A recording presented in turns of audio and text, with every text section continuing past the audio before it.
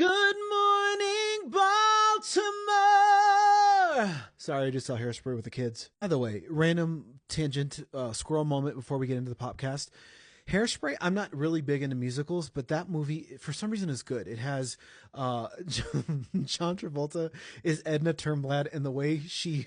the way her character is so funny to me. So funny to me. She's like, Tracy, don't test me. My dot pill's wearing off. Not another word. I just think she's so funny. Welcome to the podcast. I've got my ring light on. I've got the starlight on.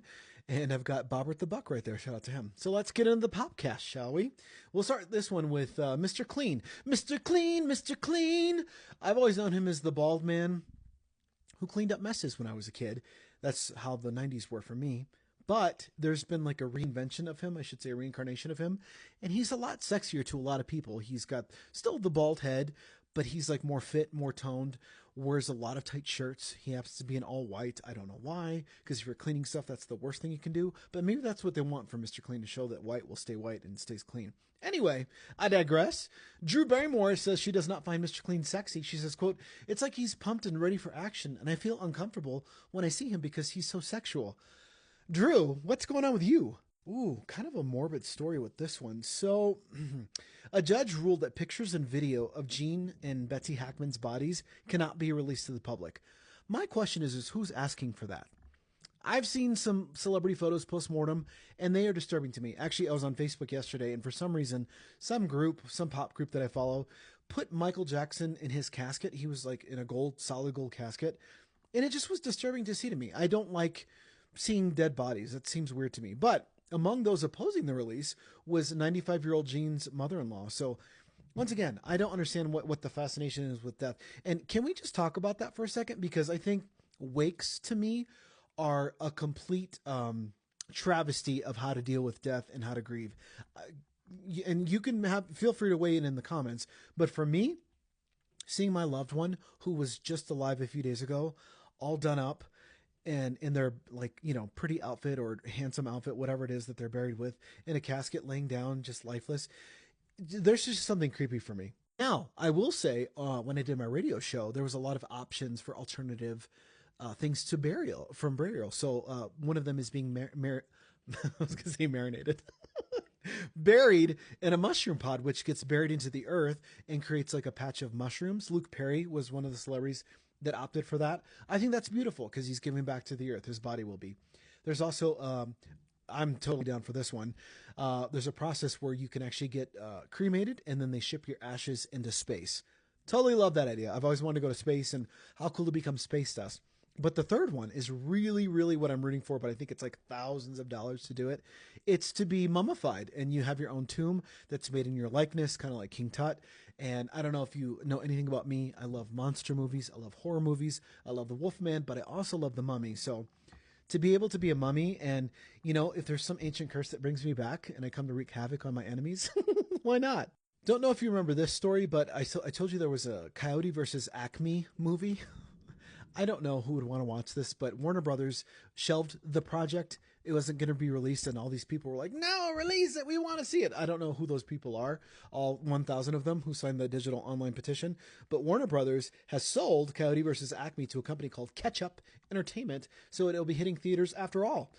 Just no word on when it's going to happen, but I mean, aren't the cartoons enough? We always know what happens. John Boyega, you know him as, I forget what his character is, but I know I loved him in Star Wars. He says Star Wars, quote, is the most whitest elite space, and said that fans have trouble with black characters playing leads. And I don't know if that's true, because I know Samuel Jackson played a Jedi in the 2000s, and I thought he kicked ass as a Jedi. He's just cool in whatever he does. But, I don't know. I mean, maybe that's just a personal take on it, but I like seeing characters of all different backgrounds in Star Wars. Equality. Don't know if you saw this, but season 2 of The Last of Us premieres in less than 2 weeks. So a lot of people are excited about that because of Pedro Pascal. And one of the creators says the show will not go past the video games. Didn't even know it was a video game until now. But he doesn't know if it'll take 1 or 2 more seasons to finish the story. So if you're a fan of that show, yay for you. They canceled The Idol, which had The Weeknd and Lily Rose Depp kind of playing like a distraught pop star, kind of like what Britney Spears is right now. And I love that show. And they canceled it after 1 freaking season, and it was so open. I'm going to go on a rant. See Jesus. Speaking of rants, Kanye West says he never wants kids with Kim Kardashian, and this was after he went on a rant. By the way, oh my goodness, I actually shared this on my personal Facebook page. If you want to give me a follow or add there, Bobby Kardashian Jenner. I'm not affiliated with the Kardashians. It was for my radio career because people can't know my real last name. Anyway, he says being married to Kim, he never wanted kids with Kim Kardashian, and that wasn't God's plan. By the way, he said this while he was interviewed in a black KKK outfit. The fabric was black colored. It's like the traditional KKK I don't even know how to say it. Ku Klux Klan. Anyway, they look like wizards to me. The one in black looked even worse. It looked like demonic or witch-like.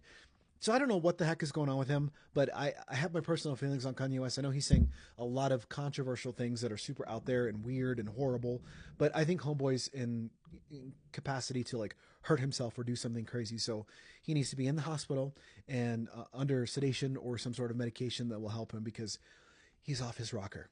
And it just gets worse with the racism stories for pop culture because Justin Bieber, a video surfaced on Twitter of him yesterday when he was a child, by the way.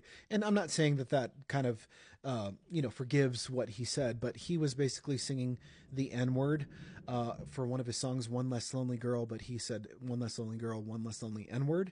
And he kept singing it over and over. And then he talked about being in the KKK. Somebody was in the background recording him laughing.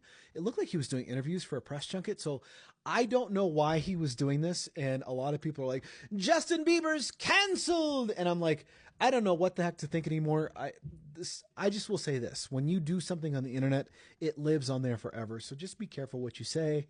Be careful who you comment to.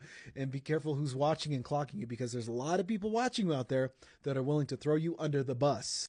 That was kind of a heated version of Bobby's Popcast, so I apologize for that. But man, it was fun. Wasn't it juicy, full of gossip and all that stuff and controversial things? As always, thank you for watching or streaming wherever you get your podcasts or popcasts. I'm on Apple, Spotify, iHeartRadio, Amazon Music, and on all major socials at Bobby's Popcast. Thank you for watching, and I'll take out with my tagline, cut the check!